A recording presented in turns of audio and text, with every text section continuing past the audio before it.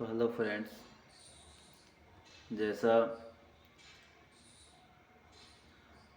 पहले की वीडियो में हमने पहले कार्बोहाइड्रेट के बारे में पढ़ा, फिर हमने कार्बोहाइड्रेट का वर्गीकरण किया। ठीक है, कार्बोहाइड्रेट को पढ़ा कि एक जैविक वितरण होता है जो कि पॉलीहाइड्रोक्सी कीटोन या एल्डोल ध्रुवण घूर्णक यौगिक होता। फिर हमने कार्बोहाइड्रेट्स का वर्गीकरण पढ़ा। वर्गीकरण में mono, di, tri, tetra, mono, oligosaccharide और पॉलीसैकेराइड ये भी हमने पढ़े। अब इसमें जो मोनोसैकेराइड, तो हमारी यहाँ से कौन कौन सी टॉपिक पूरे कर दिए हमने। कार्बोहाइड्रेट कर लिया, ठीक है, और ये हमारा कार्बोहाइड्रेट्स का वर्गीकरण हो गया। मोनोसैकेराइड, ओलिगोसैकेराइड और ये पॉलीसैकेराइड भी हमने पढ़ लिया, ठीक है। ये नामांकन मैंने बता दिया था कि संख्या के आधार पर मोनोसैकेराइड, ट्राइसैकेराइड आदि कर लेते हैं। फिर अब जो आगे है वो आता है हमारा ग्लूकोज, ठीक है। क्या आता है? ग्लूकोज टॉपिक हमारा आता है, ग्लूकोज, ठीक है। तो ग्लूकोज नाम आपका हर कोई छोटा बच्चा भी जानता है। ग्लूकोज कैसे जानता है कि जो ग्लूकोज होती है ना, जैसे जो रोगी होते हैं उनको जैसे ड्रिप की बोतल बोलते हैं, ड्रिप बोलते हैं, उसमें ग्लूकोज होता है, ठीक है। ग्लूकोज एक मीठी शर्करा होती है, मीठी टाइप में ही होती है, ज़्यादा मीठी भी नहीं होती, खट्टी भी नहीं होती, मतलब होती शर्करा है। ग्लूकोज मोनोसैकेराइड है। मतलब क्या हुआ कि ये जल अपघटन करने पर, यदि इसका जल अपघटन किया जाएगा तो ये क्या करेगी? यदि इसका जल अपघटन किया जाएगा तो ये केवल एक सैकेराइड अणु का निर्माण करेगी जिसे ग्लूकोज कहेंगे। तो इसलिए मोनोसैकेराइड इकाई ग्लूकोज को माना जाता है। ग्लूकोज प्रकृति में मुक्त अथवा संयुक्त अवस्था में मिलता है, ठीक है। यह मीठे फल और शहद में उपस्थित हो सकता है। यह पके हुए अंगूर में बहुत अधिक मात्रा में ग्लूकोज होता है। अब ग्लूकोज के बनाने की विधियां देखो कि ग्लूकोज का निर्माण कैसे करेंगे। तो ग्लूकोज के निर्माण की जो दो विधियां हैं, निर्माण की दो विधियां हैं। कौन कौन सी है? एक तो ग्लूकोज को प्राप्त कर सकते हैं हम किससे? ईचू शर्करा से। एक तो ग्लूकोज को किससे प्राप्त करेंगे? एक तो ग्लूकोज को प्राप्त करेंगे हम ईचू शर्करा से, ईचू शर्करा। और दूसरा जो प्राप्त करेंगे हम, दूसरा जो हमारा मेथड है वो है स्टार्च से। ये ग्लूकोज के बनाने की दो विधियां हैं, ठीक है। ग्लूकोज के बनाने की दो विधियां, ग्लूकोज के बनाने की दो विधियों में पहला जो सुक्रोज से बनाएंगे और दूसरा किससे बनाएंगे? स्टार्च से।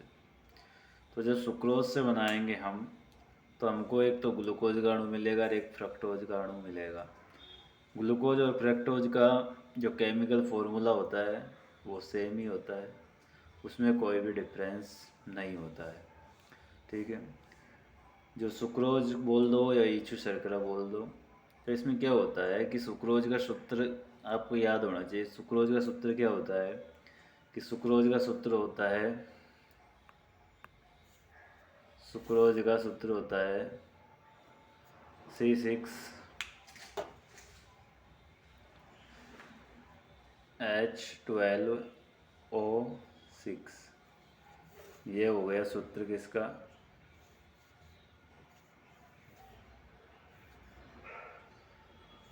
किसका सूत्र हो गया, ये ग्लूकोज का। और यही सूत्र किसका होता है, ग्लूकोज व फ्रक्टोज का सूत्र समान होता है। ग्लूकोज और फ्रक्टोज का जो सूत्र होता है वो समान होता है, अलग अलग नहीं होता है। ठीक है, तो जब पहला मेथड यूज करते हैं हम, उसमें सुक्रोज का सूत्र होता है C12H22O11। ठीक है, C12H22O11 ये होता है सुक्रोज का सूत्र।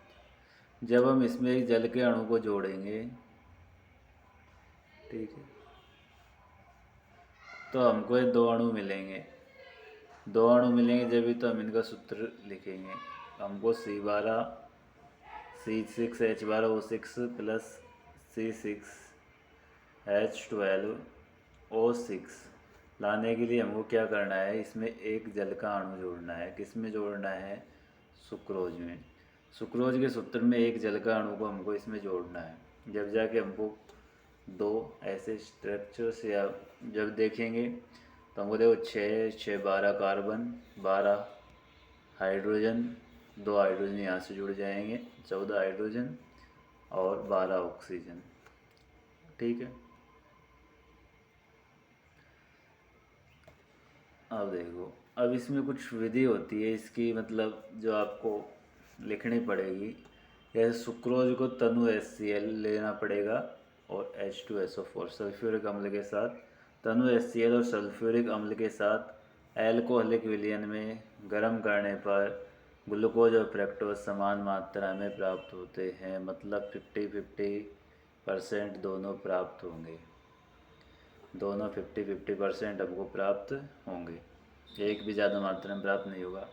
तो क्या हुआ मतलब इसका मतलब हुआ कि जब सुक्रोज है उस पर जब हमने जल का योग किया, ठीक है, क्वथन किया या जल का योग किया तनु HCl अथवा सल्फ्यूरिक अम्ल पर, तो हमको दो अणु प्राप्त होते हैं, जिसमें एक तो ग्लूकोज का होता है और एक फ्रक्टोज का होता है, और दोनों 50-50% मात्रा में हमको प्राप्त होते हैं। इस प्रकार से इसमें। अब जो अगली विधि है वो देखते हैं, वो है स्टार्च से। किससे है, वो है स्टार्च से। अब स्टार्च से हमको प्राप्त करनी है, केवल ग्लूकोज निर्माण की यहाँ पर दो विधियाँ ही दी हैं 12th में। ठीक है, अब ये जो चैप्टर है वो आपके फर्स्ट ग्रेड टीचर में भी पूछा जाता है। फिर अब नंबर 2 विधि पर चलते हैं हम, स्टार्च से, कि स्टार्च से हम इसका निर्माण कैसे करेंगे। तो हमको यदि ग्लूकोज को औद्योगिक स्तर पर बनाना है, जैसे यदि ग्लूकोज को औद्योगिक स्तर पर उत्पादन करना है, जैसे इनो का आता है या जैसे ड्रिप में ग्लूकोज तैयार की जाती है, तो उनमें क्या किया जाता है, उनमें ईचू शर्करा से नहीं बनाई जाती। क्यों, ईचू शर्करा से इसलिए नहीं बनाई जाती क्योंकि ये जो प्रोसेस है इसे टाइम कंज्यूमिंग है, टाइम इसमें ज़्यादा लगता है। कभी भी आपसे यदि क्वेश्चन आए कि औद्योगिक स्तर पर जब ग्लूकोज को बनाया जाता है तो स्टार्च की तुलना में ईचू शर्करा को कम महत्व दिया जाता है, क्यों, तो इसका कारण यही है कि इसमें टाइम ज़्यादा लगता है और ईचू शर्करा है वो इतनी मात्रा में उपलब्ध नहीं हो पाती। ठीक है, इसलिए हम इसका निर्माण स्टार्च से औद्योगिक स्तर पर उत्पादन करने के लिए करते हैं। ये तो जो ईचू शर्करा है तो एक वैकल्पिक माध्यम हो गया, ये क्या हो गया, एक वैकल्पिक माध्यम हो गया, बाकी जो है वो सब स्टार्च से प्राप्त होगा। ठीक है, जब औद्योगिक स्तर पर ग्लूकोज को स्टार्च के साथ जल अपघटन करने पर प्राप्त किया जाता है। देखो वहाँ तो क्या कर रहे थे, गर्म कर रहे थे, ठीक है, वहाँ पर तो हम क्या कर रहे थे, एनर्जी दे रहे थे, जबकि यहाँ पर क्या कर रहे हैं, जल का अपघटन कर रहे हैं, मतलब एक वस्तु को दो वस्तुओं में तोड़ रहे हैं। वहाँ पर क्या हो रहा था, प्लस, और यहाँ पर क्या हो रहा है, डिवाइडेशन। ठीक है, तो इसमें स्टार्च का सूत्र आपको याद रखना है। स्टार्च का सूत्र होता है C6H10O5।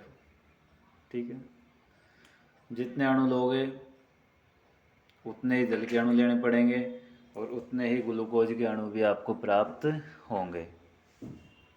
ठीक है, जैसे देखो इसमें लिखा C6H10 के N अणु लिए तो N ही जल के अणु लेने हैं, तब जाके हमको N ग्लूकोज के अणु प्राप्त होंगे। अब यदि आपको 12th में ये काम करना है तो आपको क्या करना है, यदि आपके अभिक्रिया आ जाए कि स्टार्च से इसका निर्माण कैसे होता है लिखो, तो यदि आप ये टेम्परेचर, एटीएम यानी वायु दाब और H+ यदि ये नहीं भी लिखते हो ना, सीधा ये लिखते हो कि स्टार्च को तनु H2SO4 के साथ क्वथन किया जाता है तो उसके जल अपघटन से हमको ग्लूकोज के अणु प्राप्त होते हैं, ये भी लिख दोगे ना तो भी आपको पूरे नंबर मिलेंगे, तो भी आपका नंबर जो है वो कटने वाले नहीं है। ठीक है, जब भी आपके नंबर नहीं कटेंगे। फिर ये दोनों विधियाँ हुई, तो हमने क्या पढ़ा, हमने पढ़ा कि जो ग्लूकोज है ये एक तो फलों में पाई जाती है, अंगूर में भी ग्लूकोज मिलती है, मीठे फलों में मिलती है, और प्रकृति में या तो मुक्त अवस्था में होगी या संयुक्त अवस्था में होगी। ठीक है, एक ग्लूकोज निर्माण की हमने दो विधियाँ पढ़ी, एक तो इच्छु शर्करा से पढ़ी, ठीक है, और दूसरी स्टार्च से पढ़ी। इच्छु शर्करा से जब तनु HCl व H2SO4 के साथ इसका क्वथन किया जाता है तो हमको ग्लूकोज तथा फ्रक्टोज के दोनों अणु समान मात्रा में प्राप्त होते हैं। जब स्टार्च से किया तो स्टार्च में एक ही लेना है तनु सल्फ्यूरिक अम्ल के साथ, जिसका जल अपघटन करवाते हैं 393 केल्विन ताप पर क्वथन करके, तो हमको ग्लूकोज के N अणु प्राप्त होते हैं। N अणु यदि हम स्टार्च के लेते हैं तो मेन चीज़ क्या है, ग्लूकोज का सूत्र तो आपको याद रहता है, आपको दोनों के क्या करना है, सूत्र याद रखना है, एक तो सुक्रोज का और एक स्टार्च का। ठीक है, अब सूत्र कैसे याद रखना है जो देखो, क्योंकि दोनों में यदि हम H2O का योग करते हैं, यदि उसमें H2O का योग करेंगे तो भी हमको ये अणु प्राप्त हो जाएंगे। ठीक है, C6H12O6, और यदि जब इसमें भी योग करते हैं देखो तब भी हमको ये अणु प्राप्त हो रहे हैं, तो ये योग का ध्यान रखना है। ठीक, अगली जो वीडियो होगी उसमें आपको ग्लूकोज की संरचना के बारे में बताएंगे। इससे पहले वाले वीडियो में कार्बोहाइड्रेट क्या है, कार्बोहाइड्रेट के वर्गीकरण बता दिया, आगे जो ग्लूकोज की संरचना है। ठीक है, अगली वीडियो में ग्लूकोज की संरचना के बारे में बताएंगे। यदि आपको वीडियो पसंद आ जाए, यदि आपको समझ आए तो लाइक कर लेना, चैनल को सब्सक्राइब कर लेना। इस चैनल पर एक तो आपके केमिस्ट्री और एक फैक्ट्स जो डेली लाइफ में आपके काम आते हैं उसकी वीडियोज आपको मिलती हैं। ठीक है, तो आप सभी का थैंक्स है, बहुत बहुत वेलकम है, थैंक यू।